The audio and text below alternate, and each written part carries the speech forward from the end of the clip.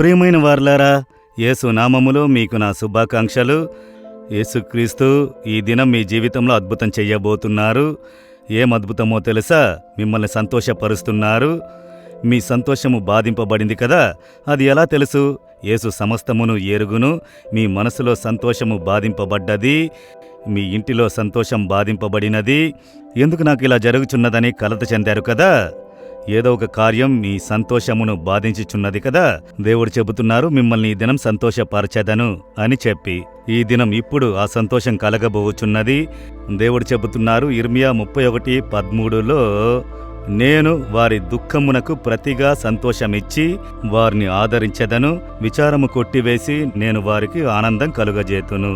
మీకే చెప్పుచున్నారు, నా పిల్లలను నేను సంతోషపరచెదను, నా కుమారుని నా కుమార్తెను సంతోషపరచెదనని మిమ్ములను గురించి యేసు చెబుతున్నారు. సంతోషమును బాధించే కార్యమంటే ఒకటి దుఃఖము.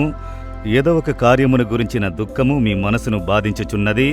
మీ అవసరమును గురించిన దుఃఖము, రోగమును గురించిన దుఃఖము, పిల్లల్ని గురించిన దుఃఖము, మీ కుటుంబంలో కనిపించు ఇరుకు ఇబ్బందులను గురించి దుఃఖము, ఉద్యోగంలో కనబడే సమస్య, బిజినెస్లో ఏర్పడే నష్టము, ఇలా పరిస్థితులు, ఏదో ఒక కార్యం మీకు దుఃఖం కలుగజేస్తోంది. దేవుడు చెబుతున్నారు, మీ దుఃఖమును నేను మార్చెదను, మీ దుఃఖమును సంతోషంగా మార్చెదను అని దేవుడు వాక్కునిచ్చుచున్నారు. ఈ దుఃఖం తీరును, ఈ దినం ఒక అద్భుతం జరుగును, అందుకే మీతో మాట్లాడుచున్నారు. రెండవది దేవుడు చెబుతున్నారు, నేను మిమ్మల్ని ఆదరించెదను. మీరు గాయపరచబడి ఉన్నారు, మీ హృదయం గాయపడి ఉన్నది. ఎవరో ఒకరు మిమ్మును గాయపరిచారు, మీ మీద నేరం మోపినారు, మీరు చెయ్యని కార్యమును చేశారని నింద మోపారు, మీ హృదయం గాయపరచబడింది. దేవుడు చెబుతున్నారు, నేను నిన్ను ఆదరించెదను. ఒక తల్లి తన బిడ్డను ఆదరించినట్లు నేను నిన్ను ఆదరించెదను.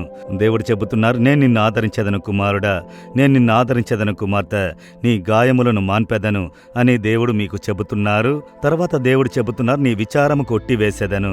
ఏదో ఒక విచారము, మనసులో విచారము, నీరసంగా ఉన్నది, అలాగే గందరగోళంగా ఉన్నది, విచారంగా ఉన్నది, ఏం చెయ్యాలో తెలియడం లేదు. దేవుడు చెబుతున్నారు, నిన్ను సంతోషపరిచెదను. మీరు సంతోషపడే అద్భుతమును దేవుడు చెయ్యబోతున్నారు.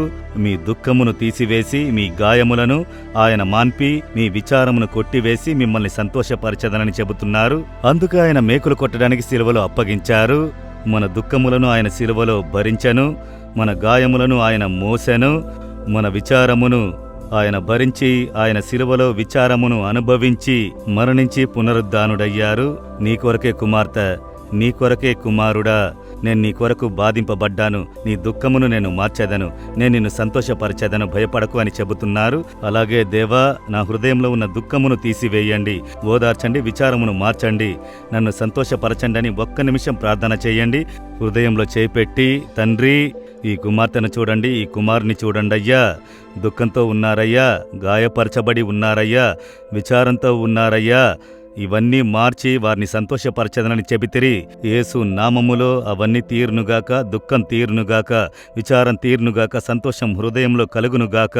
యేసు నామములో ఒక మార్పు కలుగునుగాక. Amen, amen. Jesus redeems Telugu YouTube ఛానల్ను సబ్స్క్రైబ్ చేయండి. సబ్స్క్రైబ్ బటన్ను క్లిక్ చేయండి మరియు బెల్ బటన్ను నొక్కండి. ప్రతిరోజు కార్యక్రమ సమాచారం పొందండి.